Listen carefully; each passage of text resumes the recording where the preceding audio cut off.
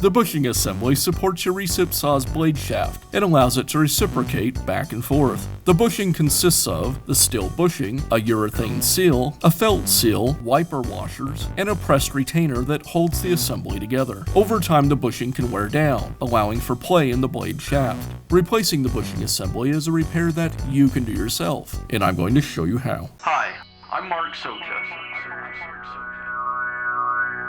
Do-it-yourself repairs like these are easier than you might think. From lawn machines to cordless grills, kitchen mixers, Outdoor grills. our how-to videos walk you through each repair from start to finish. So doing it yourself means never having to do it alone. Let's get started. I'll begin by removing one half of the rear handle.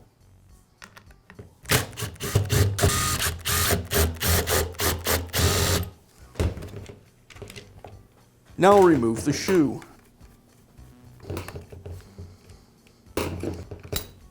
Now I'll remove the rubber boot. Now I'll remove the 4 screws that secure the gearbox to the motor housing. With the screws removed, I can separate the gearbox and armature from the motor housing. Now I'll separate the armature from the gearbox. It's secured with a plate and 2 screws. Now I'll open the gearbox.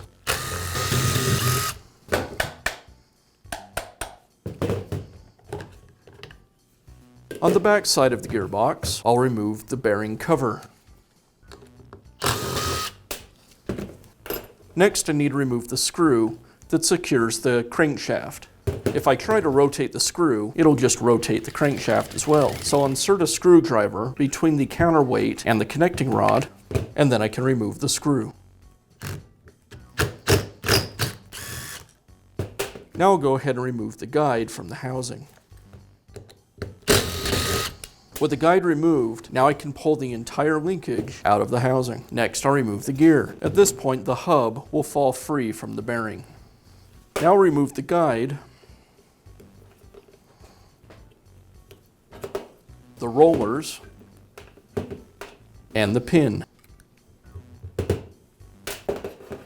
And then I can separate the shaft from the bushing, and I'll remove the H-ring. Now I can install the new bushing assembly. I'll slide the H-ring onto the bushing.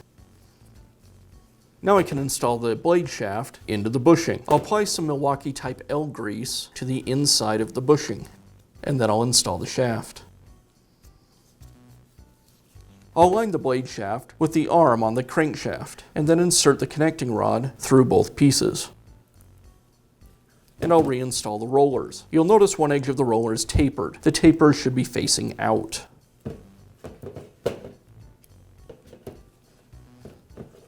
And I can reinstall the guide.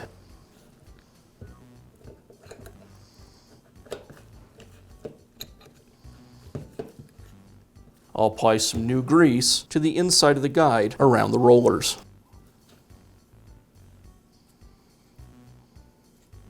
I'll separate the conical washer and the toothed washer from the gear. Now I can begin reinstalling the gear and the rest of the drivetrain. The splines on the washer need to engage with the cogs on the back of the crankshaft. I'll install the conical washer first. I want the taper of the washer to be pointing towards the back of the crankshaft. Then I'll install the washer, making sure it aligns with the crankshaft. I'll apply some grease to the back of the washer and then install the gear. Now I need to carefully hold the assembly in position as I reinstall the housing to make sure that the washer doesn't fall away from the cogs on the crankshaft. I'll install the hub and the screw, but I won't tighten the screw completely at this point. I'll rotate the bushing around and push it up on the blade shaft until it aligns with the pivot pins. Now I can secure the guide.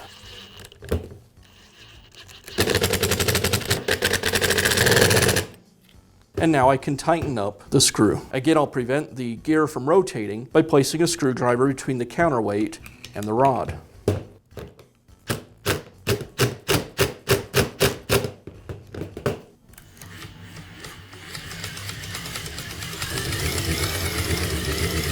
And now I'll reinstall the bearing cover.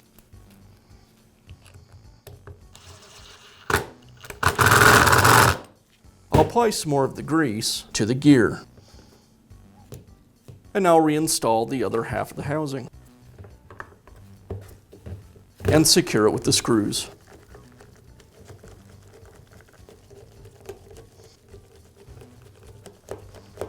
I start the screws with a screwdriver so I don't cross-thread them. Then I'll use my impact to finish up. Now I can reinstall the armature to the gearbox.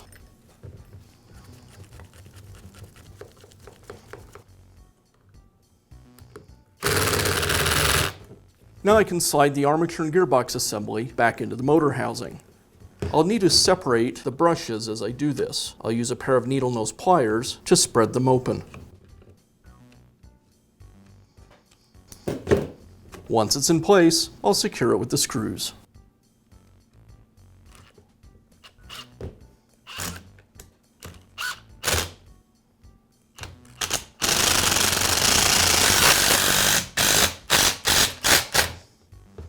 I'll reinstall the boot and the shoe.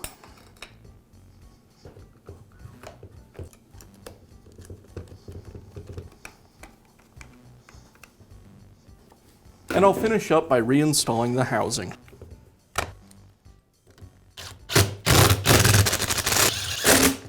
And that's all it takes to install a new bushing in your recip saw. Be sure to check back often for new videos and expert advice. If you found this video helpful, give us a thumbs up.